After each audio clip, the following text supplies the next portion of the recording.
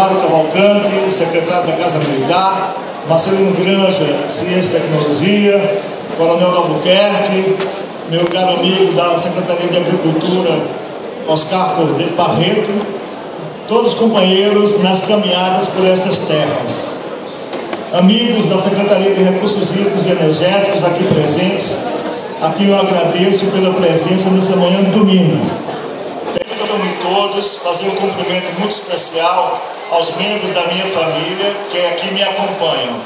Minha esposa Cláudia, meus filhos Cíntia e Arthur, Dona Anita, minha sogra, Rogério, meu genro, demais autoridades aqui presentes, cidadãos e cidadãs de Palmares, de cuja comunidade, a partir de hoje, eu tenho a honra de pertencer.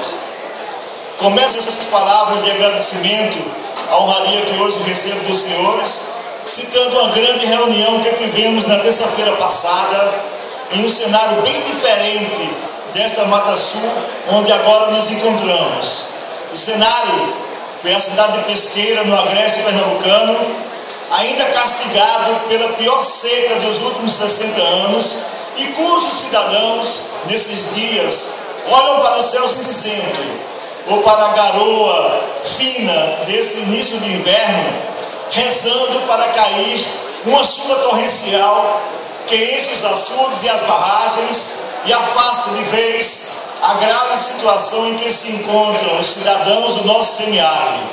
Aqueles do sertão, onde quase não há mais perspectivas de chuvas até o final do ano, e com mais esperança os habitantes do agreste, região para a qual as chuvas ainda são aguardadas neste período. Faço o evidente contraponto com a nossa área úmida. Aqui nesta terra, quando o céu escurece, quando as chuvas caem com insistência e intensidade, o sentimento é outro. Preocupação, apreensão e medo são os sentimentos de quem mora nos morros e margens dos rios. Afinal, as imagens do sofrimento recente aqui nesta Mata Sul ainda estão muito vívidas na memória de quem passou pelo flagelo das cheias recentes. Vejo assim, senhoras e senhores, as contradições em que vivemos. As mesmas chuvas que muitos clamam para vir com grande intensidade são temidas por outros. É como diz a canção de Luiz Gonzaga: Senhor, perdoa esse pobre coitado que de joelhos rezou um bocado, pedindo para a chuva cair sem parar. Ó Deus, será que o Senhor se zangou? E só por isso o sol se arretirou, fazendo cair toda a chuva que há. Essa é a nossa realidade. A geografia e a variação climática legou-nos esse desafio. Quase sempre a chuva intensa, tão ansiosamente pedida lá, acontece aqui. A natureza assim se fez, talvez para nos tornar mais fortes, ou ainda porque não aprendemos a rezar direito. Quero repetir um provérbio que li uma vez em um livro do poeta português Eça de Queiroz, que diz o seguinte: a realização de uma pessoa se completa quando alcança 3 grandes conquistas: ter um filho, plantar uma árvore e escrever um livro. Ter um filho é uma realização sublime que está acima das demais. Eu particularmente tenho a aventura de ter 3 filhos maravilhosos. Aqui faz falta hoje Lívia, nossa primeira filha, que está trabalhando. Essas crianças crescem e ganham responsabilidade, é o ciclo da vida. Quanto às árvores, quase todos nós aqui presentes já plantamos diversas, e isso seguramente ajuda a manter o planeta mais saudável. Escrever um livro, porém, é algo mais peculiar.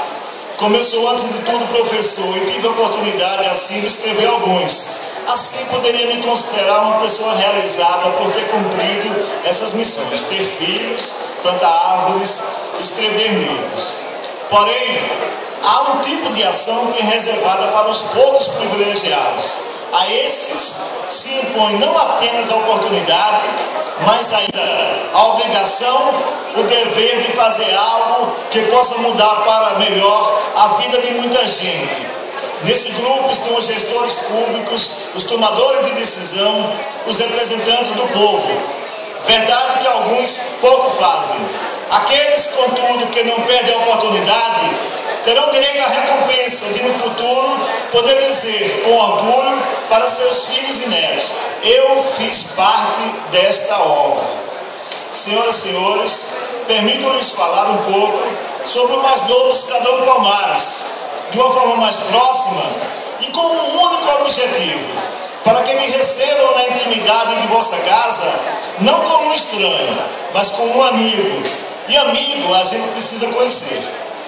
Esse professor e secretário que lhes fala nasceu e foi criado na falta de água de Caruaru. Veio de famílias simples de agricultores que em alguns momentos do passado sofreram os horrores das secas. Meu pai, com apenas 12 anos de idade, morador de Agrestina, fez parte de grupos imigrantes que desceram para cortar cana na Mata Sul. Registro, senhoras e senhores, aos 12 anos de idade, em plena infância, quando deveria estar na escola ou nas brincadeiras às margens do Rio Una, precisou cortar cana para ajudar no sustento da família. Hoje, conversando com ele, de uma coisa eu tenho certeza: foram essas intempéries da vida que lhe forjaram a personalidade e os ideais democráticos e libertários que ele legou aos seus filhos e que eu sempre busquei repassar para os meus. Ideais baseados em gente como Miguel Arraes, cuja vida de luta ele me noticiava e com quem eu nunca imaginei que um dia iria trabalhar. Vejam assim que meu DNA traz de alguma forma a identificação com a zona da Mata Sul, que agora me acolhe como cidadão. O aprimoramento veio com o tempo, como discorro agora. Como canta meu conterrâneo Petrúcio Amorim: cidade grande, moça bela. Parti para a cidade grande, desafiadora. Encontrei 5 anos depois de minha chegada a moça bela ali e se tornou a mãe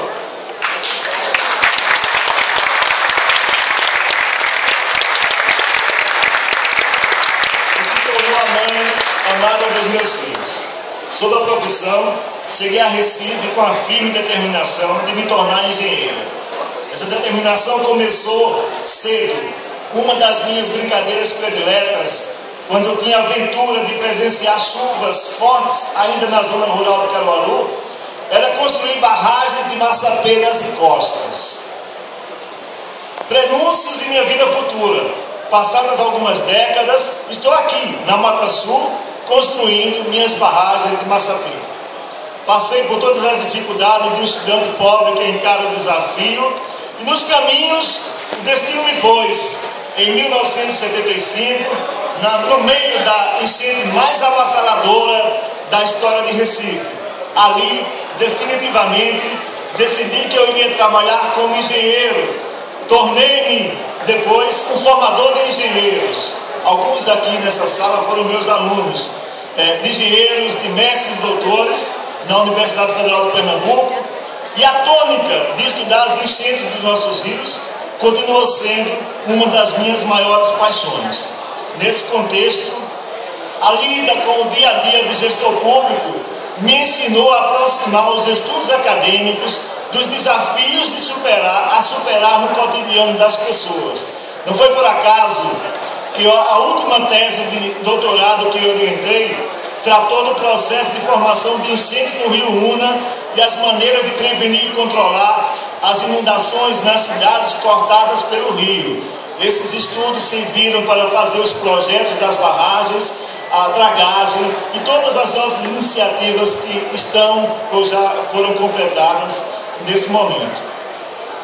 Ainda em 1995 fui convidado para instituir uma política de recursos hídricos em Pernambuco e passei a dividir minhas atividades docentes com a função governamental junto ao Dr. Miguel Arraes, com quem tive a honra de compartilhar tantos desafios e sonhos. Se eram sonhos à época, no meu retorno ao governo, agora com seu neto Eduardo Campos, o desafio foi concretizá-los. E é o que temos feito desde então, sob o comando deste governador incansável e decidido. um imenso esforço para melhorar a vida das pessoas. Naquilo que me cabe, pela manhã cuidando das ações que possam proteger as pessoas dos efeitos das enchentes. Nas tardes, buscando alternativas para levar água e esgotamento sanitário para quem ainda não tem. Assim, trabalhamos entre secas e cheias, sempre com muito amor e dedicação, ressaltando que somos parte de um todo, ninguém é uma ilha. A construção de uma sociedade mais justa só se faz com um grande esforço coletivo. É por isso que eu divido a homenagem que os senhores hoje me fazem com tantos companheiros do governo, particularmente aqueles que me acompanham na Secretaria de Recursos Hídricos e Energéticos, e com a minha família, que nos dá a tranquilidade e a força para superar os desafios que aparecem todo dia. Meus caros concidadãos, essa é a minha história. Aqui estamos, agora estamos ainda mais próximos. Contem com este cidadão Palmares, hoje e sempre, com dedicação e zelo, para ajudá-los a superar todos os desafios. Um grande abraço.